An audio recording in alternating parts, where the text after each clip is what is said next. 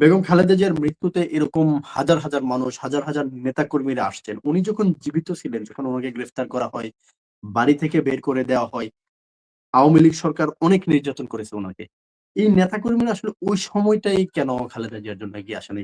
মৃত্যুর পর মানুষের মূল্যটা কি আসলে বেড়ে যায় কিনা? জনাব মারুফ। আমার যেটা ধারণা যে বাংলাদেশ জাতীয়তাবাদী দলের যে কর্মী সমর্থক রয়েছে তৃণমূল থেকে শুরু করে তাদের এই ব্যাপারে দায় দেওয়া যাবে না।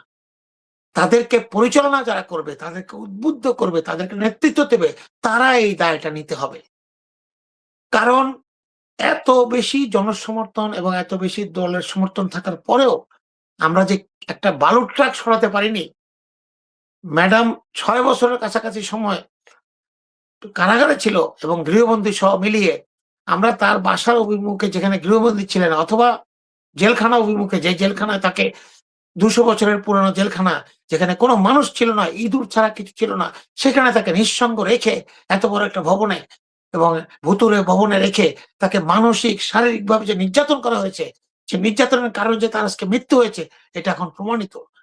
কারণ উনি পায়ে হেঁটে সুস্থভাবে হাসি মুখে, কারণ উনি তো ভয় পেতেন না কিছু, আল্লাহ ছাড়া কাউকে ভয় পেতেন না। এই মহিলার এত শক্তি, এত সাহস আল্লাহ তাআলা দিয়েছেন। আমরা সেই সাহস এবং সেই শক্তিকে কাজে লাগাতে পারিনি।